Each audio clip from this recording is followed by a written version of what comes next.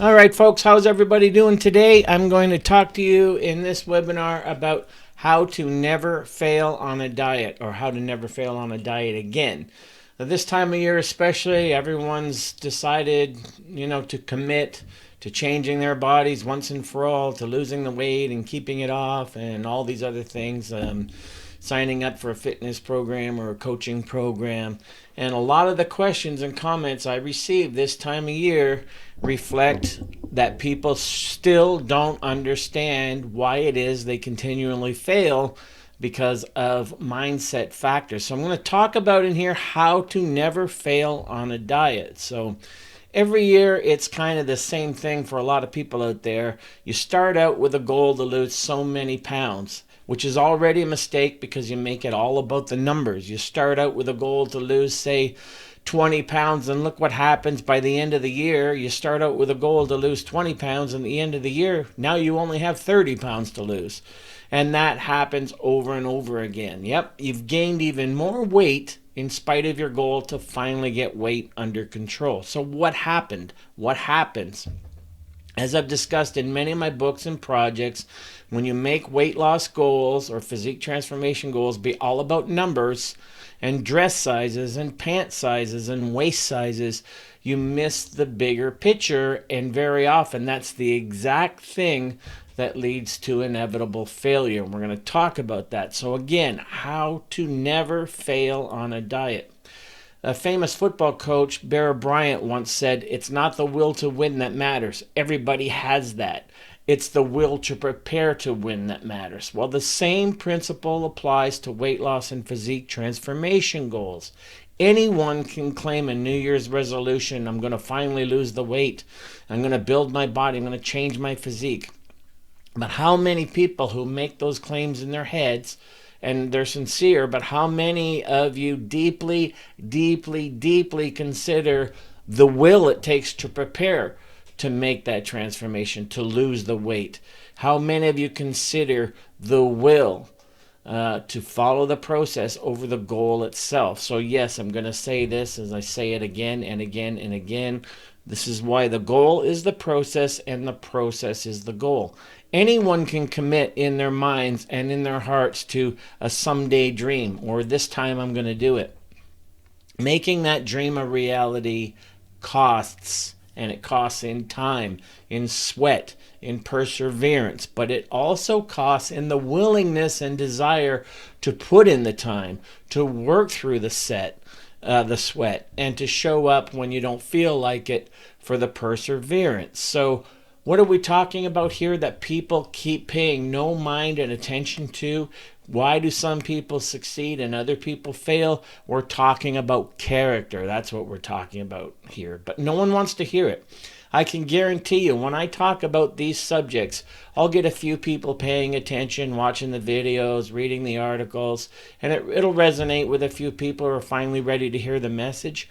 But if I should write an article or do a video on 5 simple hacks for quick weight loss, then everyone will read that one and everyone will share that one, because that's the mindset that's out there, and yet that's the continuation of a mindset that keeps failing people over and over again. So I've been in this game now over 4 decades, and I can tell you emphatically that the difference between those who do and those who do not boils down to character. So it's not about can you do it. Anyone and everyone can do it. It's about will you do it. And that will is all about character and character development. Will you commit to consistency and compliance and sacrifice necessary in the process, not just to reach your goal, but to sustain that goal? And will you commit beyond the circumstances of convenience, beyond when it's just merely convenient to follow the rules required in order to reach your goal? Because there's going to be obstacles.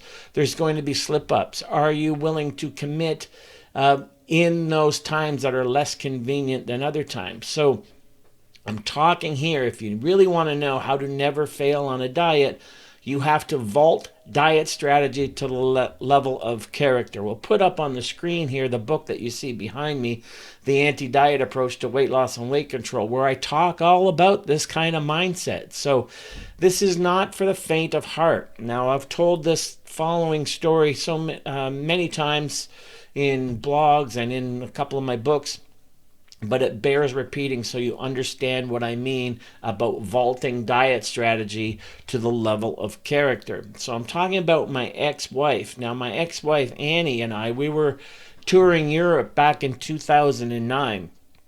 And we were in Croatia. I believe it was Croatia. We were walking through an authentic European food market. And at one of the shopkeeper's stands was a goat tied to a pole. And you could feed the goat if you wanted to. And it was just the cutest little thing, as goats tend to be.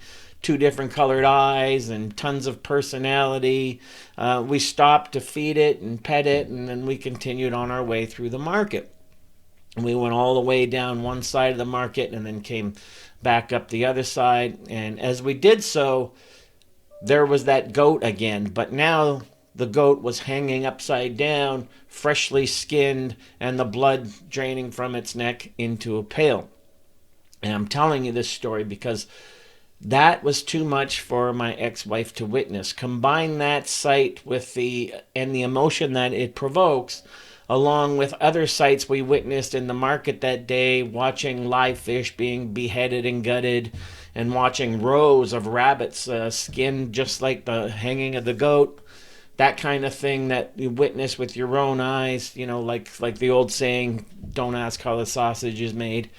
Okay, you get it, but what is the point here? Well, the point is, if you really want to know how to never fail on a diet again, right there and then, my ex-wife became a vegetarian. There was no, as soon as we get back to Canada, I think I'm going to go vegetarian. And yet, right there on the spot, in a foreign country, in unfamiliar territory, she had no way or path forward to figure out how to eat vegetarian for the rest of the trips, and she'd never done it before. She had no background preparation or no Google searches on how to be vegetarian, and we weren't in the comfort of our own home environment. But you know what? She did it. She went vegetarian right there in that moment, on that day, and on the spot, and she never looked back either, and she's never violated that radical change, not in 10 years. So here's the point. She didn't sort of commit to a vegetarian diet for some cosmetic reason to lose weight or to look better. It wasn't about a diet for her. No, she vaulted her diet strategy commitment to the level of morality, to the level of character, if you will. And because of that, she's never compromised her diet to this day, even when it was less convenient for her to stick it out. People will always write to me and they'll say things like, oh, well, I social pressures. I go out with my friends and they all want me to eat this and they all want me to eat that, and I don't know what to do. Well, my ex-wife is very social and goes out to eat all the time. And here's the thing. Because of her level of commitment to level of character and not to a diet, what ended up happening was there was no social pressures to her. She wasn't going to succumb to peer pressure. In fact, as she started meeting more and more of her friends for meals, she would take her own salad dressing, she would do this and that, and her friends would start to order what she ordered. And since I've gone vegan, I've noticed the same thing as well. When I meet other people, they tend to order what I order. No one's trying to put pressure on me to eat something else. It's just vaulted to the level of character, and then those other things become non-issues. So there's no excuses like it's been a hard day or week. None of that thwarted my ex-wife's commitment to becoming vegetarian, something she decided in a moment, in a flash, and has stuck to ever since. And that's because her commitment is founded in morality and principles to live by, not vanity and the helter-skelter nature of want, connected to polar opposite wants and desires between wanting a better body and weight loss on the one hand and wanting to enjoy regular food indulgences that may be incompatible with that better body goal on the other hand. Now, just to be clear here, I'm not telling any of you to go out and be vegetarian. That's not the point. The point is that if you really want to see physique transformation and weight loss through to satisfying and sustainable ends, then you have to make your commitment be all about character. It's the non-sexy, non-exciting stuff that you're probably only going to hear here, and on other sites you're going to hear about magic potions and magic supplements and magic workouts and all the rest of it. You need to stop buying the nonsense. And let's talk about character again. As David Brooks said in his book, The Road to Character, I highly suggest people read it. And I'll define that for you. Character is a set of dispositions, desires, and habits that are slowly engraved. Whether good character or bad character, weak character or strong character, character doesn't just happen. Part of character is revealed by your habits, as in Aristotle's statement. Let's put this up on the screen. You are what you repeatedly do. And you should put that somewhere as a mantra to keep repeating in your head. So forging self-discipline through practice becomes part of a very effective overall character structure for achievement, for responsibility for that achievement, for freedom, for contentment, and for all elements of wellness. Really, it boils down to self-discipline, and self-discipline is a main element of character. So if you've never succeeded on sticking to a diet before, then make it about character development. And character development is plainly and simply something that is earned through daily efforts. You can't read your way there. You can't write your way there. You can't pretend your way there. Character development comes from actually being there and actually living your life, whether through constructive, productive, and responsible, earnest efforts, or by avoiding responsibility and effort and work ethic altogether. Either you are forging a character that will affect who you are for the rest of your life. Either way, that's what you are doing. So vault something to the level of character. Again, my ex-wife didn't have to wait till she got home and did a bunch of Google searches to gather information on eating vegetarian. She made a decision based on principles and morality in a moment, and because it vaulted to that level of character and moral principle, never had a problem and never violated that. So along these lines, here's something few people ever consider as they take up weight loss or physique transformation goals. We tend to eat how we live, and vice versa. We tend to live how we eat. Think about that for a minute. Is our complication, frenzy, the level of energy attached to meals, to eating, to food, to nutrition, to how you think about these things. We tend to eat how we live, and we tend to live how we eat. We're going to put that up on the screen for you to consume and absorb. Again, we tend to eat how we live, and we tend to live how we eat. Ask yourself what that says about you then. Because if you understand that how we eat is a reflection on how we live, then you also understand that cheating on a diet is cheating on yourself and cheating on who you think you are or who you want to be. People often ask me, oh, don't you get cravings? Or what do you do about cravings? Or don't you miss this? Or don't you miss that? And I just answer, I'm not someone who would cheat on myself. And since diet is a reflection on how I live, then it's a non-issue for me. It's not something I entertain. I don't tease myself with temptation. So if you perceive a weight loss goal to be all about a diet and not about character, then cheating on a diet becomes a real easy thing to do. But cheating on yourself and who you think you are, or cheating on who you want to be, that's a whole different level and different kind of cheating. So keep this in mind, and we'll put this up here on the screen for you as well. It is much easier to compromise a diet than it is to compromise your moral principles. Think about that. It's much easier to compromise diet rules than it is to compromise your moral principles. So you need to think about that, and we'll leave that up there for a minute. And I'll say it again. It's much easier to compromise diet rules than it is to compromise your moral principles. Let me give you another example. As many of my followers know, it's been over a decade since Aussie Ange took off 60 pounds and has kept it off. And this is a different example. For Ange, there was no magic diet strategy or one single incredible workout program that got her there. Truth be told, this is another lie that gets into people's heads that someone who has taken the weight off and kept it off has done it with one single diet, magic diet, and one single magic program, because that's what's sold to you. But truth be told, along the way to Angie's permanent weight loss, there were several diet strategies and several workout programs that got her to this point. And they all worked to some degree or another. So even though she's since gone vegan and turned vegan, that is just part of the process in making it be all about character. So the underlying common denominator for Angie's incredible transformation was not diet or lost pounds or tracking numbers on a phone or doing weigh-ins. She'd been there, done that, and that never worked for her. So she finally clicked in to not keep repeating what doesn't work and expecting a different result.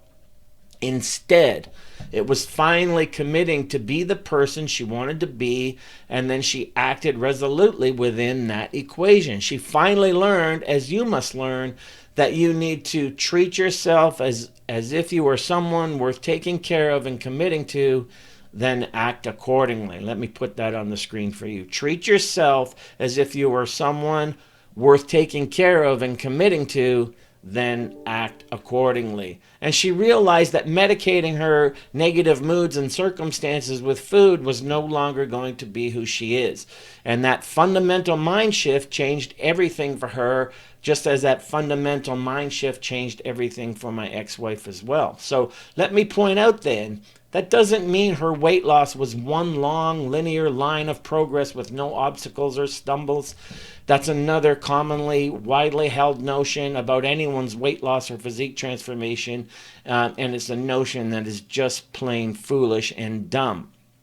It just meant that for Ange, these obstacles and slip-ups now became learning experiences for her to filter through her new mindset, that it was no longer going to be about weight. It was no longer going to be about feeling bad about herself. So she realized, as you need to realize, that you make a commitment to yourself and to who you want to be.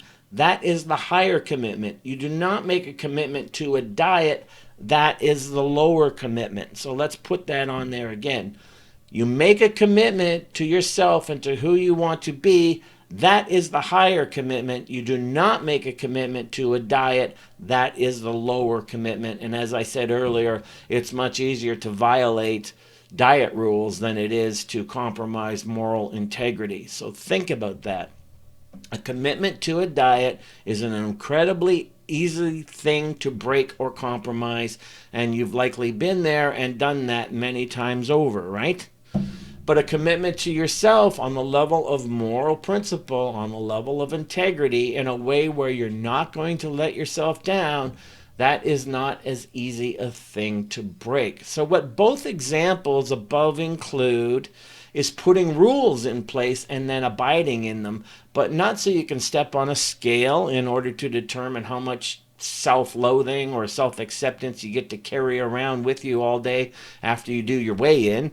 You've likely also been there and done that as well, right? The rules to abide in become something much deeper. The rules represent a commitment to who you are being and who you want to be, once again reminding you that how you eat is a reflection on how you live as well. So for my ex-wife, the rule was simple. She was just never going to consume animal flesh again. And Angie's rule was simple. She was never going to medicate herself with food again. Very simple, one-dimensional rules to abide in. Rules do not need to be complicated. And here's another cheat sheet for you we'll put on the screen. Usually the more confounding the rules are, the more difficult they will be to apply and stick to, and the more easily they will be to compromise and violate. So usually the more confounding the rules are, the more difficult they will be to apply and stick to. So keep that in mind as well. And think about this. People were leaner and knew how to feed themselves in healthy ways long before there were apps with dozens of rules to tell them how to do so. So keep that in mind as well. And of course, even simple rules can be demanding and hard to stick to. Isn't that kind of the point in setting rules to begin with, structure and rules? Rules do something else for you as well. They commit you to a process that will slowly but surely stretch and expand you over time. And that's important. That's how you become someone who's never going to fail on a diet again. Rules aren't just about what it takes to reach a goal. Rules are also about becoming someone else by following the process required to reach your goal. So again, character and habit, habit and character and habit and character.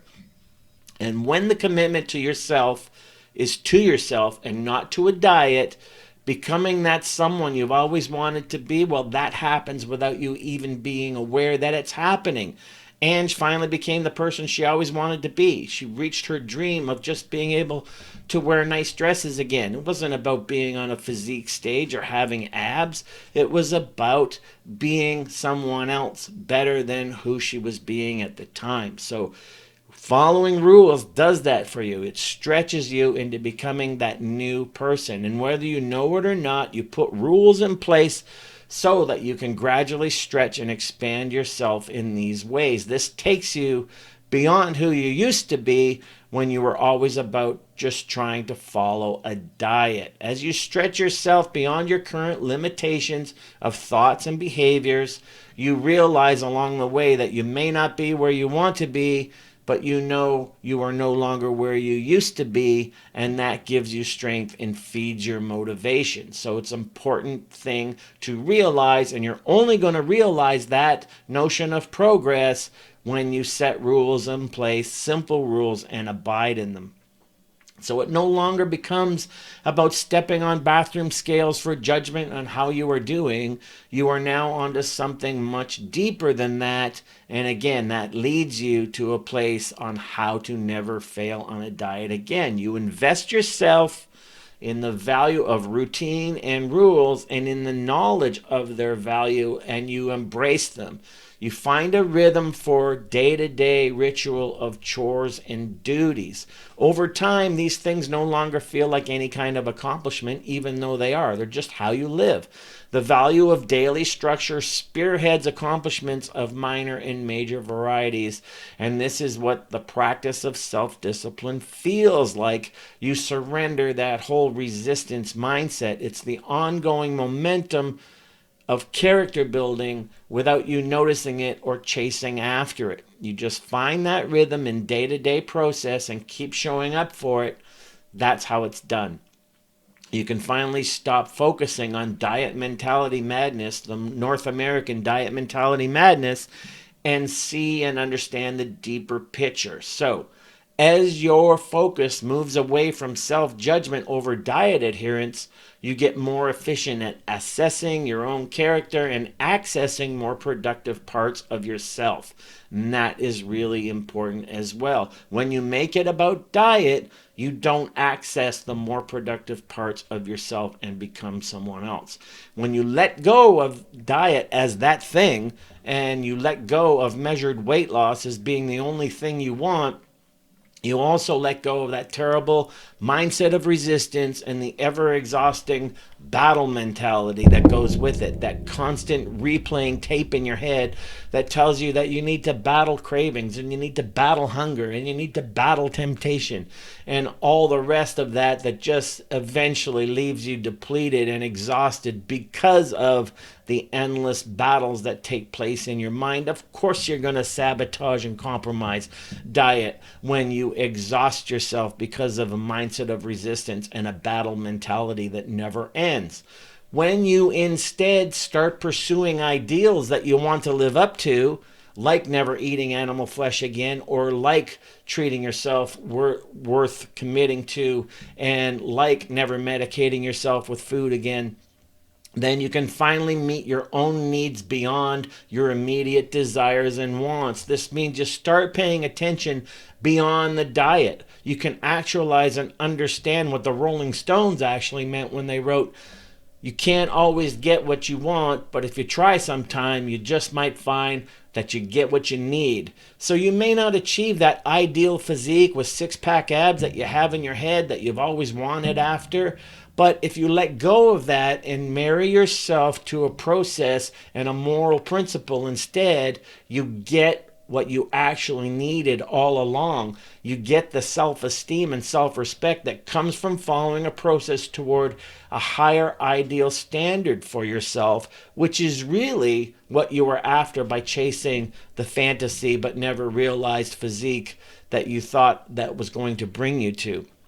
That idealized physique that you had in your head was never what you truly needed. So keep in mind, when you vault a commitment to the level of moral principle, moral fiber, integrity, and character, then you can see a bigger picture, and you may not get what you want, but then you'll realize you probably will get what you were actually needed all along. So of course, rules are going to stretch you beyond where you may have been until now, but rules can also set you to reach for an ideal standard that you may not even be sure is within you yet.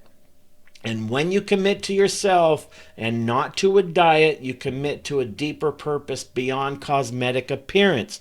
You commit to becoming a better you. And that's why my ex-wife was able to commit to becoming vegetarian in a moment and on the spot, because it wasn't about cosmetic appearance. It wasn't about maybe I'll lose weight, maybe I'll look better, I wonder if I can stick to it. It was something deeper and beyond the external. So same thing with Ange. It was about treating herself better and not medicating herself with food anymore. So you commit to becoming a better you without even realizing that's what you're doing. Now, if you don't connect with this reality and purpose, then you will seldom achieve a temporary weight loss or physique transformation, let alone be able to sustain one. So you can chase after all the information and gather all the information you want.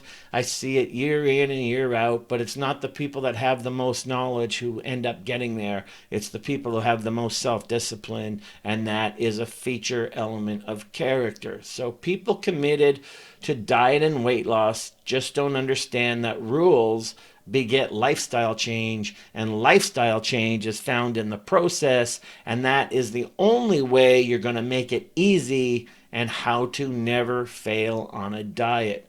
I know it's not the sexy stuff, not very sexy, not very exciting. Some of you probably tuned this out minutes and minutes ago, and you went after something more sexy and more promising, catering to your wish bias. But what we need out here is a little less wishbone and a little more backbone. Personal development is the result of a commitment to your character and who you want to be moving forward. Weight loss and physique transformation, these are side effects of committing to lifestyle process and all the rules, committing to all the rules that deliver you to where you want to eventually arrive. Rules aren't restraints and constraints on you. They are pathways to follow to get to somewhere better and deeper. And embracing all of this is how you never fail on a diet again. And I'd like to finish with how I usually finish my articles. As usual, some of you will get it, some of you will not. And if you never really want to fail on a diet ever again, then vault your commitment to a diet strategy to the level of character and moral fiber and integrity, and trust me, you will never fail on a diet again.